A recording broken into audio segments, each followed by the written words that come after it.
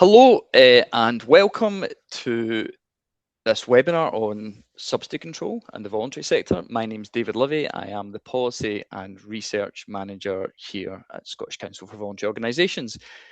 We're very lucky to be joined by attendees from both public and voluntary sectors today, so welcome. Thanks for coming along. We have a couple of great presenters here today. We have Dr. Leslie Kelly, Chief Officer at Midlothian Community Action, and Jamie Dunn, Legal Director at Brodies, covering competition, procurement and subsidy control lawyer. Now, realise that some of you might never have heard of subsidy control, some of you might be grappling with it, some of you might be more well versed. I think it's safe to say it's quite a technical area and can seem quite intimidating. So this session is intended to be helpful and practical to you.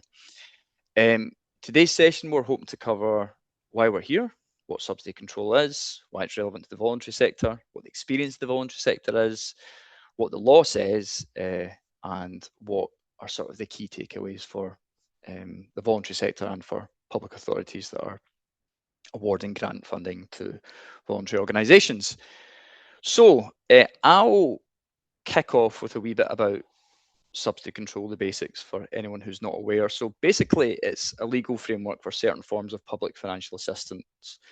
It doesn't apply to all public funding, but many voluntary sector activities will fall outside of the regime, but it will apply to certain activities that the voluntary sector does and financial assistance that it receives from public authorities. If a subsidy exists, funding can still happen, and there's a framework for awarding funding lawfully, which we'll hear more about today. What we've been hearing from the voluntary sector, from our engagement with third sector interfaces, which we'll hear a bit more about today, is confusion within voluntary organisations about what subsidy control is, when it applies, when it doesn't apply, and the sort of inconsistency that's maybe at play across the country as well, with different interpretations. And Leslie will talk a bit more about that. So that's why SCVO got involved. So obviously the existing guidance that's publicly available is quite technical. It's not written for voluntary organisations. It changes quite a lot. In light of that, SCVO has developed guidance with Brodies LLP, a legal firm, with input from third sector interfaces across Scotland as well, so that it's shaped by the experience of voluntary organisations. It's intended as a practical resource for voluntary organisations, but it's also intended to be helpful to public authorities as well. So we're publishing that guidance alongside this webinar today, and Eve will stick that in the chat just now. We'll also email it to everyone after the webinar as well. So today, as I said, we're covering what subsidy control is. We've touched on that, when it applies, when it doesn't, and how organisations and public authorities can navigate it.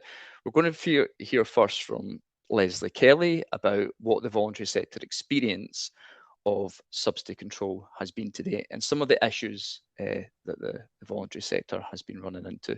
So I'll pass over to you, Leslie. Okay, thank you very much, David. Eve, can you stick the slides up? Brilliant. So as David said, I'm Leslie Kelly. I work for Midlothian Community Action, which is the TSI in Midlothian. And also I'm part, as we all are, of the TSI Scotland network. So at the network level, we have lots of discussions about things like subsidy control. And I'm pretty sure that most people in the room know what a third sector interface is. But in case there's anybody that doesn't, we're the kind of umbrella body that supports local third sector organisations and gives them a voice in community planning and gives them a voice with government on things like subsidy control. So, Eve, if you can move on to the next slide. I have only got one slide and I'm going to keep this short because I know everybody wants to get on to the meat of what is subsidy control and hear from Jamie on that. But just a bit of background of how we got to where we got to. From our perspective, as a TSI, it felt like subsidy control arrived completely out of the blue, no warning, no discussions. It just arrived. And the first that we heard of it as a TSI was some of our member organisations coming to us and saying there's a new clause in our grant offer letter and we don't really understand what it's asking. And that was a minimal financial assistance clause, which we'll come on to. So it did feel like arrived out the blue. And when at the TSI network, we started looking into it a bit more, you know, asking around, does anybody else had these issues? There was only a couple of TSIs that had at that point. And it quickly became very clear that neither the UK government, and this is UK government legislation, neither the UK government or the Scottish government had engaged at all with the third sector when drafting the legislation. And it very much doesn't meet the third sector's needs. It's all written from a perspective of local authorities engaging with the private sector. And this is my personal opinion, not anybody else's.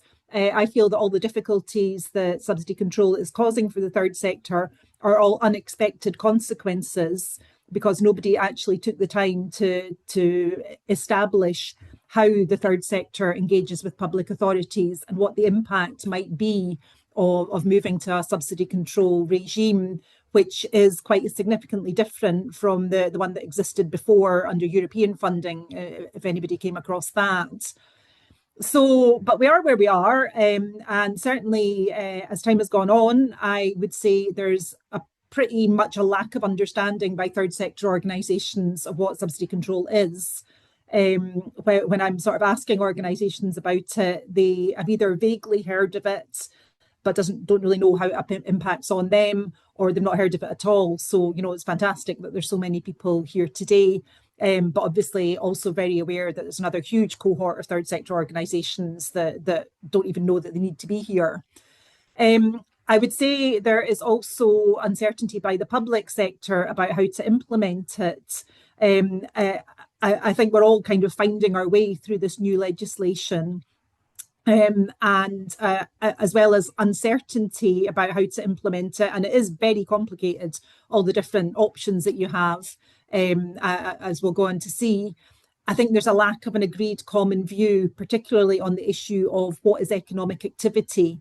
I think if you asked two different people in the public sector what they thought economic activity would be defined as and asked for examples of it, you would get a different answer. And I think that might also be true in the third sector, although I think there's probably more commonality there.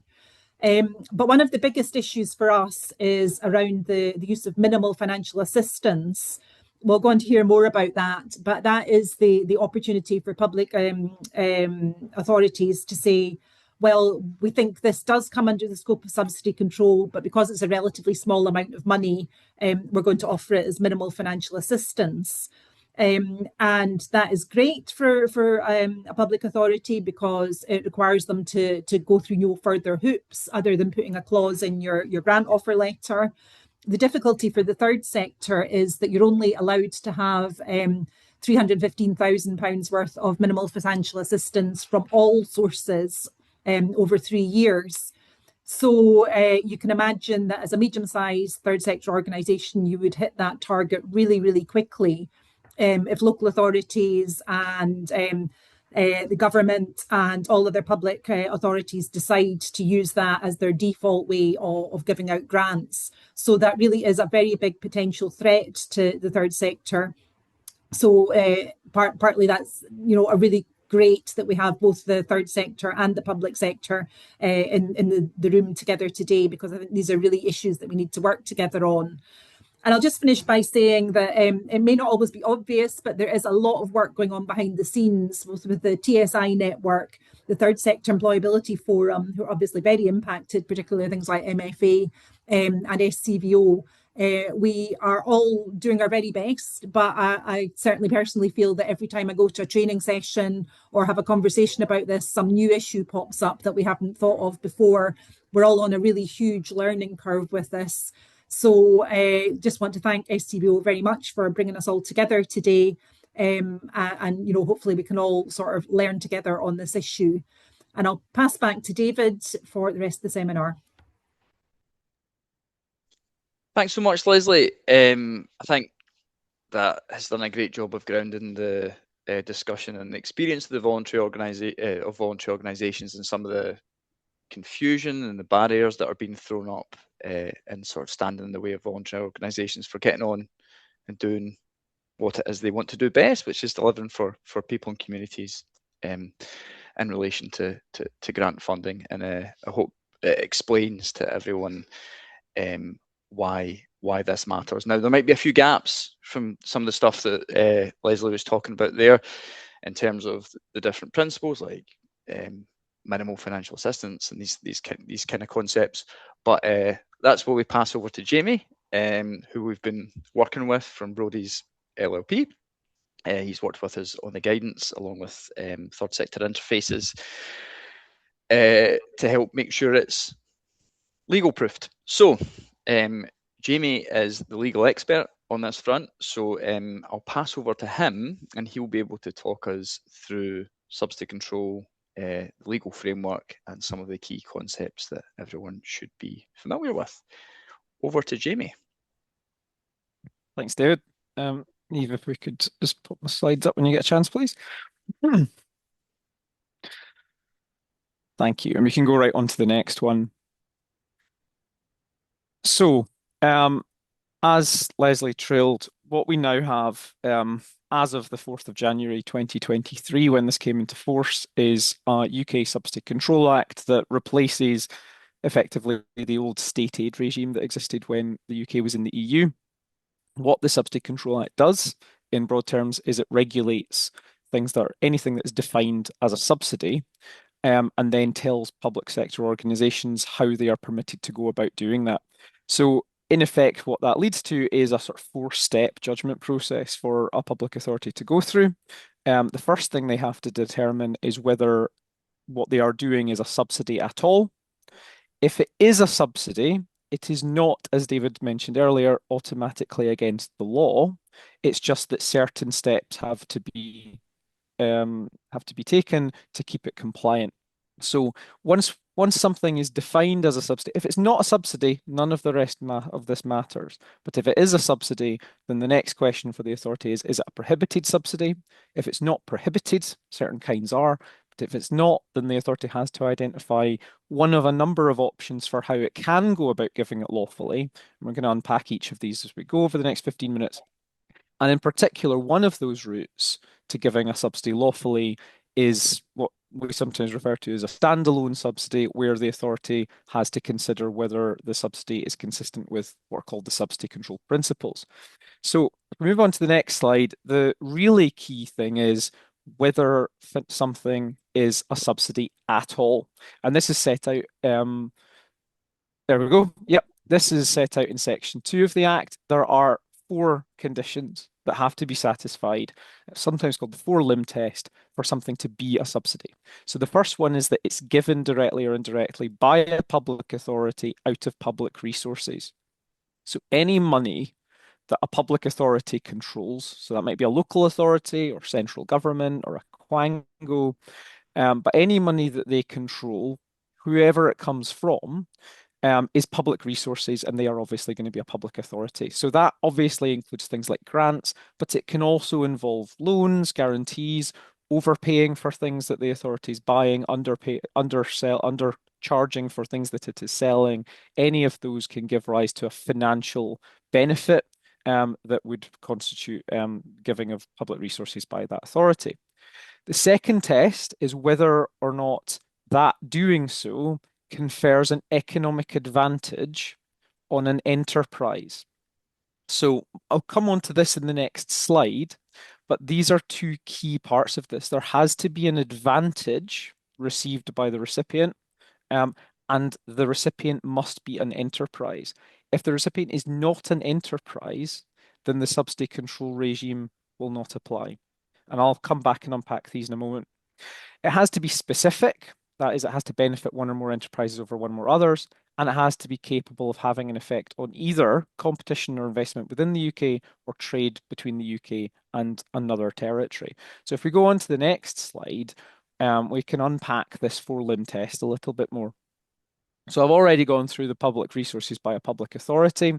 That also includes where the public authority gives money to somebody else to hand out to other people. So if a public authority gives money to a third sector organization, not for them to use themselves, but for them to give to other organizations, then the question is, who controls where that money goes? If the public authority controls who is eligible to receive it as an end recipient, then it will still constitute the giving of public resources by a public authority.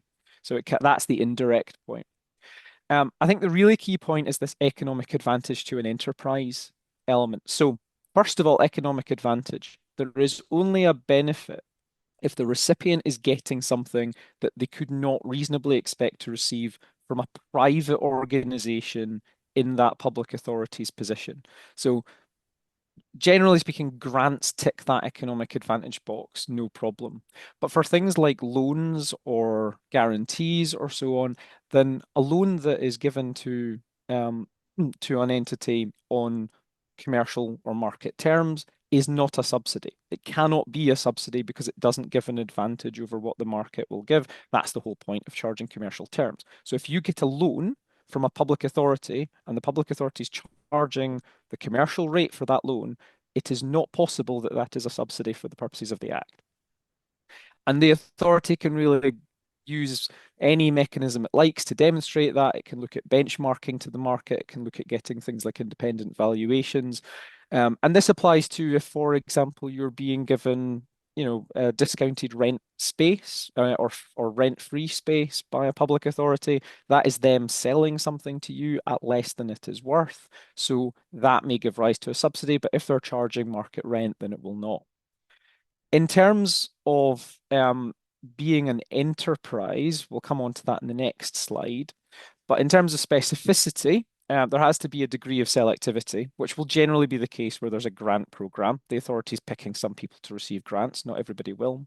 And in terms of the effect on trade or competition, that has to be something more than a hypothetical effect. But generally speaking, if the recipient is an enterprise, if they qualify as an enterprise, then there will pretty much automatically be an effect on trade or competition in most circumstances, unless we're talking really rural areas. So what this all then boils down to is the recipient an enterprise? Only if the recipient is an enterprise can something be a subsidy. And that takes us on neatly to the next slide. So what is an enterprise for the purposes of the Act? If we can just, perfect, thank you, Eve. So a person or group of persons under common ownership or common control, and this is the really key bit, engaged in an economic activity that involves offering goods or services on a market. So if the recipient is not engaged in an economic activity of offering goods or services on a market, they are not an enterprise, and any money that they receive from the public sector is not a subsidy within the meaning of this Act. It will still be a grant. There will probably still be a grant agreement, but the Subsidy Control Act will not regulate it because the recipient is not an enterprise. So what do we mean by these points? Well, it can take it that an enterprise can take any form. It could be an SCIO, or it could be a company, or it could be an unincorporated organization, or it could be a partnership. Anything can potentially fall into that category. But in terms of whether it's engaged in an economic activity, that's really about saying, well, what are they offering? What is this recipient of public funding offering on a market? Now, a lot of third sector organizations will not be enterprises because they will not be offering goods or services on a market. And the example I always like to give for this is food banks. A food bank is not an enterprise because there is no market to give away food for free. Other people will charge for food, and a charity that charges for food will be competing with those other businesses. A charity that runs a discounted supermarket, for example, is competing with Tesco's. It is offering goods or services on a market. It is an enterprise. British Heart Foundation charity shops are enterprises. They're selling things. They're not aiming to make a profit, but that doesn't matter. They are selling things on a market. But a food bank is not. putting anything on a market. It's not offering goods or services on a market. So it's not an enterprise for the purposes of the Act. So what you really have to think about as a third sector organization, and whether you're an enterprise, is am I offering anything to anybody for a fee? Am I engaged in offering commissioned services, for example, to public, to local authorities, or indeed to service users themselves directly? Do I have any part of my organization that offers consultancy services for a fee, or that runs a cafe that charges for food and drink, or that offers repair services for people's bicycles? It could be anything, but if you are charging for it, you are probably an enterprise somewhere in your organization. Now, you may have different parts of your organization. Some are enterprises, some are not. And if money you receive is ring fenced for the bits of your organization that are not then we can keep out of the subsidy regime that way. But that's something that the authority would have to think about. Some small amount of economic activity is allowed as what's called ancillary. A museum is, generally speaking, a non-economic activity, and a cafe in a museum does not become economic simply because it's attached to a museum. But nonetheless, it's something that may affect the definition. And then really the last point really is that goods or services is something that has a very broad definition for this purpose. So if you are an enterprise and those other boxes are ticked, then what we have is a subsidy, financial assistance to an enterprise, giving it a selective advantage that may affect competition. And the next question that the authority will have to ask itself is that subsidy prohibited? Takes us to the next slide, please, Eve. Now, there are 5 categories of prohibited subsidy, but generally speaking, what these have in common is it's about the conditions that the authority places on the assistance. So an authority cannot give an enterprise a subsidy that's conditional on buying British, or that's conditional on relocating staff to a specific area, or that's conditional on selling more to France or Germany or some other country, or that provides them an unlimited guarantee, or that's for the purposes of turning around a business that's going bust. Now, you can be in financial difficulty and still lawfully receive a subsidy as long as the subsidy is not to get you out of financial difficulty, as long as it's to pay for something else. So a subsidy to hire a couple of additional employees does not breach that rule, but a subsidy that's just a cash handout so that the organization doesn't go insolvent, that would be prohibited if it was a subsidy to begin with. If it's not a subsidy, if you're not an enterprise, none of these things apply. None of these prohibitions will come into play. So assuming it is a subsidy but it's not prohibited, we then get on to our third part of the test on the next slide, please, Eve, which is how can the authority go about giving it? Now, there are broadly speaking 5 options, from easiest at the top of the pyramid to hardest at the bottom. And I say easiest or hardest from the authority's perspective.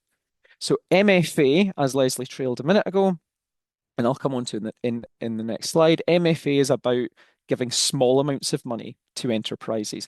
And that's really easy for public authorities. So it's very attractive for them to do it. But they have these other options too. They can look at what streamlined routes exist at a UK-wide level, and I'll mention them in a moment. They can look at whether they have legacy subsidy schemes in place from before the Act came into force, or indeed they can set up new schemes to cover a lot of similar subsidies that they go about giving, or they can just do a one-off assessment for a single subsidy. These are all lawful ways of giving a subsidy. The authority can use whichever one or amongst a number of options are appropriate and available in the circumstances. So to turn to the next slide and really focus in on this point of MFA, this is, as I say, about small subsidies. It replaces the old de minimis rules for those of you that remember EU state aid. And what it's about saying is that any enterprise can receive up to £315,000 as MFA from all public sources in any 3 financial year period. So that's the part of the current financial year that has expired. So The 1st of April 2026 to now would be one of those 3 years. 1st of April 2025 to 26 would be the last one, and the 1st of April 2024 to 25 would be the one before that. So you do not go back beyond the 1st of April 2024 if you're giving an MFA subsidy today. Those are your 3 years. So anything you got before that, 30th of March 2024, falls off the back. But what it does say is that you can only get £315,000 from all public sources. So if you've got lots of public authorities that are giving out, as Leslie mentioned, MFA subsidies, they all add up, and they can add up quite quickly. Now, there is an additional what's called SPEIA, Services of Public Economic Interest Assistance. Essentially, if you're providing public services that have to be subsidised, so care in certain areas may qualify as this, childcare certainly does in certain areas. If it's necessary to give a boost to get something to happen in a certain area, that the cap is increased to £725,000 for that in that same 3-year period. But I think the really important thing that I want you to recognise, though, is this only accumulates subsidies that are given as MFA. So if an authority says, I'm giving you £100,000 as MFA, and then another authority says, I'll give you £200,000 as MFA, right, we're sitting on £300,000 now. And then another authority comes along and says, I'm going to give you £2 million as a standalone subsidy. That's still fine because it's not, the third authority isn't giving it as MFA. And then a fourth authority can come along even after you've had the £2 million and give you another 15 grand because you've still got that left in your MFA allowance. So only add up the subsidies that are delivered, that are given to you as MFA subsidies. As I say though, if it's not a subsidy at all, there's no reason that MFA would have to be used. It's not an MFA subsidy if it's not a subsidy. It's not a subsidy if you're not an enterprise. So a lot of authorities are focusing in on giving a lot of subsidies as minimal financial assistance, but that's not necessary if the recipient isn't an enterprise to begin with. And it can sort of unnecessarily complicate matters if the authority is pursuing it that way. To quickly go through some of the other points then, starting with the next slides, Eve, please. Streamlined routes are a type of pre-cleared subsidy at a UK level. The UK Parliament has pre-approved a number of different options for research and development, energy usage, local growth, arts and culture, community regeneration and housing. Some of these local growth, arts and culture and community regeneration are probably of most relevance to the third sector, and they do allow up to certain values to be given without the authority needing to jump through all the other hoops that it would have to jump through to give a subsidy on its own. So if this is available, it's really just as easy for the authority as using MFA. And in some circumstances, it can be really useful for them. Or they may set up their own scheme, which is the next slide, please, Eve, which is basically, as I say, an arrangement to give lots of similar subsidies. Effectively, the authority runs an assessment for all of the scheme and then can give lots of similar subsidies under their own scheme that they can set up. And that can be something that's potentially really useful for an authority that's giving lots of grants to third sector enterprise organizations. Or what they can do, and this is the next slide, please, is to do a one-off subsidy. So they're going to give a subsidy on a standalone basis, and what they then have to do as a public authority is satisfy themselves that the subsidy they're giving is consistent with 7 subsidy control principles that are set out in the Act. Now, they don't need to worry about this if it's MFA, which is one of the reasons that's attractive to them. They don't need to worry about this if they're using a streamlined route, and they don't need to worry about this if they've already worried about it when they were setting up a scheme. But they do have to worry about it if they're giving a subsidy on a one-off standalone basis. And that then takes us to the next slide, which is what those principles are. And the really key thing is that the authority has to satisfy itself that it's fixing a market failure or it's fixing an equity problem, a social equity problem. So a lot of subsidies that we see are given to recognise, for example, that unemployment in a given area is particularly high. That might not be a market failure. The market might be responding to the skills that people in that area actually have. but it is an equity issue if people in that area are unable to access jobs and training and developing those skills. So that can be a basis for providing a subsidy. And then beyond that, it's really about the authority saying, right, is this proportionate? Am I giving more money than is needed? Am I actually getting anything in return for this, or would the recipient be doing the same thing anyway without public money? Could I do this in a different way that doesn't disrupt the market quite so much, doesn't disrupt competition quite so much? And ultimately, is it worth the disruption at all to fix that problem? Is that problem so serious, and am I doing a good enough job of fixing it? Weighs the problems that can arise to a competitive market. And then very briefly, for the next couple of slides, bringing us to a close, if it is given as a subsidy, then it has to be published on a UK subsidy control database. That includes any MFA subsidy above £100,000, but not below that level. And these entries stay on that database for 6 years or as long as the subsidy is up and running, whichever is longer. On the next slide, there is a sort of special FOI regime for subsidies. So basically, anybody that has an interest can write to a public authority and ask them for details on subsidies that they've been giving. And that's really to allow them to challenge those subsidies if that's what they want to do. So any grant agreement that you enter into, if it is a subsidy, if you are an enterprise and it is a subsidy, then that is potentially subject to these information requirements in the Act. And in terms of challenging it, taking us on to the next slide, effectively any interested party who has a grievance, which may include another organisation, if you're taking public funding to run a discounted supermarket, then Tesco might have a problem with that. They might be aggrieved. They might challenge it. Or another company that's doing the same thing. But they have to do that in the Competition Appeal Tribunal, and they have to do that on the basis that's set out in the Act.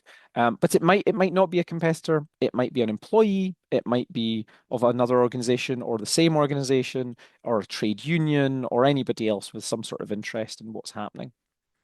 In terms of the time that a person has to do that, taking us on to the final slide, 16, if somebody wants to challenge a subsidy that's coming out of a public authority, they have basically a month to do it. There are nuances to that, but they've basically got a month to bring a challenge from the time at which that notice goes public. So if an authority has published a notice saying we're giving this person £1 million, or we're giving them 150,000 as MFA, or whatever the case may be, and that goes on that notice, and then a month passes and nobody's done anything about it, the authority's out of the woods. There's no challenge that can be brought to that authority's decision at that point. So that's sort of giving them certainty and giving you certainty after the end of that 1 month period. And that, in a nutshell, as much as we can do in 15 minutes, is the subsidy control regime. And I will hand back to David to take us on there. Thanks very much, Jamie, and well done squeezing it all into 15 minutes, just like that. So simple. Okay, so I'm going to finish with some key takeaways from what we've heard, and also some of our key takeaways from developing the resource that we've published today. So Eve's going to share a slide. It's just one slide. That'll be the last of the PowerPoint for today before we move on to our Q&A sessions. So big thing, and you'll have picked up on that from Jamie's presentation just there, not all public funding is a subsidy. In fact, a lot of what the voluntary sector does will be sort of outside, because it will be non-economic activity, or won't be the activities of an enterprise that will fall outside of the subsidy control regime. But the second point is that some of what voluntary organisations are doing with grant funding will be within scope for subsidy control. It doesn't mean that funding is prohibited. Jamie's outlined that really well. All subsidy control does is provide a framework for awarding and managing the subsidy lawfully. The question is about what route, and that's been some of the sticky and tricky stuff that we've encountered from engaging with voluntary organisations and the development of this resource. Responsibility for determining and managing whether something is a subsidy primarily lies with public authority, but voluntary organisations will have responsibilities too, particularly in relation to, if something is a subsidy, particularly in relation to record keeping or complying with funding conditions. And the same is obviously true if a voluntary organisation is dispersing public funding on behalf of a public authority as well. The last one, and I would say the most important one, is obviously we are where we are with the subsidy control regime, imperfect as it is, and the interpretations of how it works can be pretty challenging for voluntary organisations. But that's why it's so important for voluntary organisations to ask questions, seek reasoning, and use the guidance. And the inverse is for public authorities to sort of engage with voluntary organisations in good faith and try and understand where they're coming from, explain reasoning, and take a proportionate response, and avoid broad brush assumptions. So for voluntary organisations, it's about asking for reasoning about how funding is being managed, understanding crucially whether something's economic activity, if it's been determined as such, and asking why, and stating so if they were to disagree. And for everyone to use the guidance that's out there, as imperfect as it is, use the resource that we've created with Brodies and third sector interfaces to try and sort of demystify some of what is in there as well. So I'll move now to the Q&A section. Yep, that's great. Thanks, Eve. I think there have been, I did see a question coming in, so I can ask that as a kick-off, and then if folk just want to put their hands up as well, I can bring them in. So the first question we have is from Janet, and it's: we're a sports centre who have been awarded 230,000 plus by our local authority in respect of our community asset transfer. Is this seen as a subsidy? I don't know if you want to come in and say more about that, Janet, just because there might be a bit of context that'd be useful.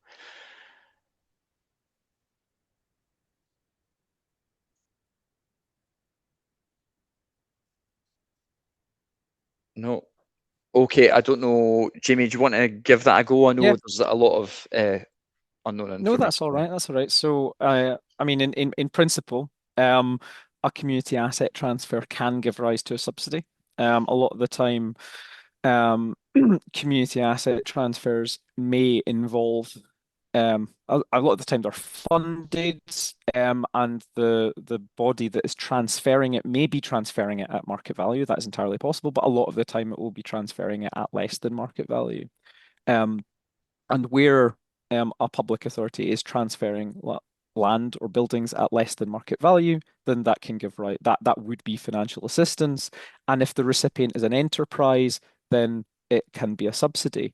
Now, a sports centre, without knowing the details, but a sports centre in principle probably is an enterprise. It will be charging people to use its facilities and or charging membership fees for people to use its facilities, and it's obviously doing that in competition with organizations that charge for that type of thing.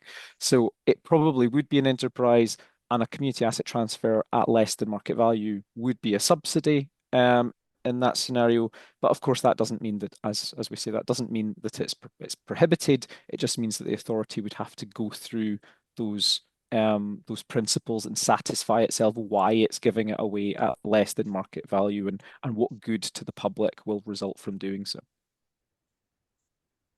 Smashing. Thanks very much, Jamie. Shall I bring in Jane? Do you want to unmute yourself and ask your question? Thank you. Thanks, David. Jamie, it was one specific one, and it's around a community organisation that has a building that they are looking to do, put in some planning to update it and change it into housing for local people. The There is no guarantee they're going to get the planning, and they have received a grant for architect fees and also for planning fees. Would that be considered being offered as a subsidy? Yes, probably. So offering accommodation on a to paying tenants, or indeed to an RSL or whoever the case may be, that is market activity, and the receipt of funding to support the development of that housing would effectively sort of relieve the recipient of the need to pay for that themselves, and the need therefore to build that into the sort of economics of the program. So yeah, again, without knowing the details, it sounds like it would be a candidate for a subsidy, yes. No, it will have completed, and they might actually get a no. They might not get planning through with that set of financial support. Yeah, I mean, ultimately, that's the type of those types of planning considerations are always going to be a risk. The fact that they don't end up actually building anything isn't the defining point. The defining point is that they received money from the public sector to use for the purposes of pursuing something that would be an economic activity had it actually progressed. So yeah, that if that planning permission doesn't go through, there's still a subsidy that's been given. It's still the public sector that's paid for that to be done. So they would have to think about that as part of the process. No, that's fair enough. Thank you. Smashing. Thanks very much, Jane. Thanks very much, Jamie. Should we bring in Pegs Bailey next? Pegs, hello again. Yeah, I was actually just trying to, somebody else has put in the chat some questions in the chat, but I was just trying to cut and paste in some things that I've been looking at. Thank you. Like that was really reassuring in a lot of ways, because now I'm feeling less like just because something is a subsidy, it's a problem. Whereas I think before I was feeling very much like it was. I think the application of MFA everywhere as a blanket is definitely a problem. But I was also looking at the streamlined routes, which I haven't kind of dived into a bit, which are helpfully linked from the SCVO guidance. And on this question around the community infrastructure, it seems like there are quite a lot of eligible costs in the streamlined route around community and regeneration. And so, yeah, so I was kind of wanting to reflect that. I did have a question as well, which was, I think in one of your slides, it said something about providing commission services would be counted as an economic activity if it's done for a fee. So if the public authority commissions a third sector provider to deliver something. But that is like a lot of what third sector providers do on behalf of public authorities is they deliver commission services. Like I work in the field of employability. That is a vast amount of what gets done. Does that mean that counts as a subsidy, or does that not? I'm really confused about that. I feel like this is really blurry. So here's the I think there's a nuance here, and I hate to give that lawyer answer of it depends, but it depends. So if you imagine a third sector organization that offers commission services, so you will be let's say sort of employability training and consultancy as a commission service, and then you're also off there. You may be also be offering other businesses, to help go in and train their employees or that kind of thing.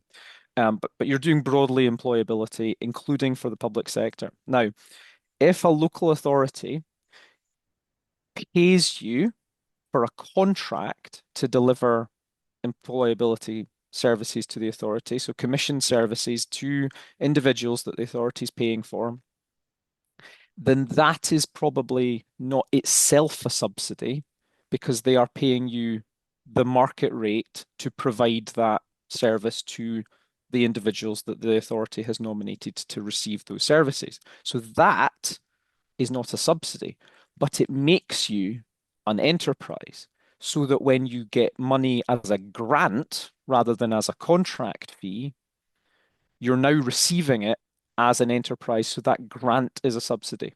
So the delivery of commissioned services, being paid for commissioned services, is not itself a subsidy, but delivering commissioned services probably does mean you're an enterprise, so when you get a grant, that would be a subsidy. So then in that particular example, we have an issue because an organization might receive a grant in one local authority to do something very similar to something which is procured through procurement Yes. in another local authority. Yeah. So and if a grant, I still don't understand why a transparent grant process isn't considered the same as transparent procurement. But anyway, that's probably a bigger picture conversation. But yeah, I mean, how on earth do we square that? So I think the starting point is if you have an obligation to deliver something, then it's a procurement, whatever they're calling it. If on the other hand, the authority says to you, if you go out and deliver these services, we'll pay you for them. But if you don't worry about it. We just won't give you the money. That's a subsidy. That's a grant rather than a procurement, and therefore it can be a subsidy if that's the type of thing that you're doing for a fee for others. Now, the presence of a competitive process will help them tick the box as to why it's okay as a subsidy. That's part of what makes it, that's the 7 principles that we went through. One of those is about sort of minimizing distortion and so on. Running a competitive process helps to do that, but it's not the same as stopping it being a subsidy in the first place. So the first question you have to ask yourself is, am I entering into a contract that will require me to deliver these services, or is it still up to me to do it or not do it, but the authority will give me some cash if I do it? That will tell you whether it's a procured contract or it's a grant, which may be a subsidy. But this question that comes after that is, what are they paying you to deliver that? Is that the market rate? If there's a private business that's sitting over there that says, I will do that for £500,000, and the authority pays you £700,000 to deliver the exact same thing, then there's at least £200,000 worth of subsidy there because they're overpaying for what they're getting, even if it is a procurement. What if there isn't a market rate for something? Like if you're delivering something which is niche? That's